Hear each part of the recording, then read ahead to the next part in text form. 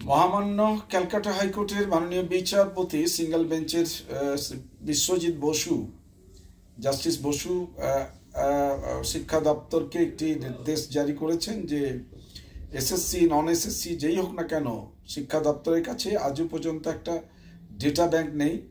কারা যোগ্য অযোগ্য শিক্ষক অর্থাৎ যাদের সমস্ত কাগজপত্র আছে সেগুলোকে রেডি করা।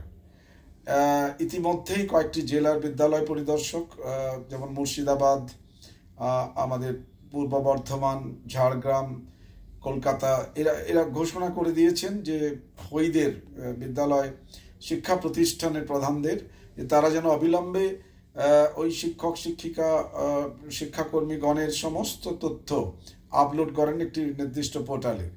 আমাদের বক্তব্য হচ্ছে যে গত 22 এপ্রিল থেকে শিক্ষা দপ্তরের নির্দেশ অনুযায়ী শিক্ষা পর্ষদ মধ্যশিক্ষা পর্ষদের আদেশ অনুযায়ী সমস্ত স্কুলগুলো শিক্ষা প্রতিষ্ঠান বন্ধ রয়েছে। তো এই অবস্থায় দাঁড়িয়ে আরও একটি কথা অতিরিক্তভাবে উল্লেখ করা হয়েছিল যে teaching non teaching staff will enjoy the leave. সেক্ষেত্রে বিদ্যালয়ের প্রধানগণকে রেসপন্সিবল করা হচ্ছে, অ্যাকাউন্টেবল করা হচ্ছে। যদি কোথাও কোনো ত্রুটি বিচ্যুতি থাকে তার দায় তাকে বর্তাতে হবে। আমরা শিক্ষা দপ্তরের কাছে সবিনয়ে জানতে চাই যে তারা কি আদৌ জানেন স্কুলগুলো বন্ধ রয়েছে? প্রত্যেকে নির্বাচন চলছে, নানান কাজে সবাই ছড়িয়ে গেছেন, বিভিন্ন জায়গায় চলে গেছেন অনেকেই। তারা একত্রিত করে অতি দ্রুততার সঙ্গে 1 সপ্তাহের মধ্যেই সমস্ত কাজগুলোকে কমপ্লিট করা অত্যন্ত দুরূহ কাজ। এটা যদি তারা না বোঝেন যে এত পুরানো সমস্ত তথ্যগুলোকে এবং একটি পোর্টাল মাত্র পোর্টাল সারা রাজ্য থেকে এত লক্ষ শিক্ষক শিক্ষিকার সমস্ত ডেটাগুলোকে আপলোড করা কি চারটিখানি কথা? এই জায়গায় দাঁড়িয়ে আমরা আবেদন জানাবো যে অবিলম্বে যে স্কুলগুলোকে তারা বন্ধ করে দিয়েছেন সেটা স্কুলগুলোকে খুলে অন্তত টিচিং নন টিচিংকে আসতে নির্দেশ দিন। অন্যথায় হেডমাস্টার মশাই হেডমিস্ট্রেসরা অসহায়।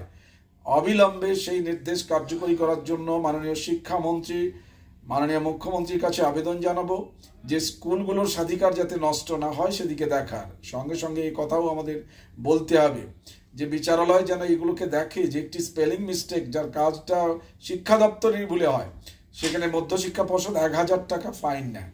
আমরা কোন সর্বশিক্ষা আইন এটা যুক্ত থাকে যেখানে ন্যূনতম সর্বশিক্ষা আইন অনুযায়ী ভারতবর্ষের আইন অনুযায়ী যেখানে শিক্ষা দপ্তরের নির্দেশিকা অনুযায়ী 210 দিন ন্যূনতম পঠন পাঠন চলতে হয়, সেখানে দাঁড়িয়ে 180 দিনও পঠন পাঠন চলে না, 6 মাসের মতো বন্ধ থেকে যায়।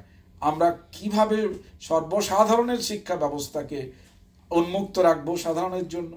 সে জায়গায় কোনো ভাবনা চিন্তা শিক্ষা দপ্তরের আছে কি? এ ব্যাপারে বিচারালয় কোনো নির্দেশিকা জারি করে কি? আমরা দেখতে পাই পিপিএস পিপিআর এর নামেও 1000 টাকা করে নেওয়া হয়।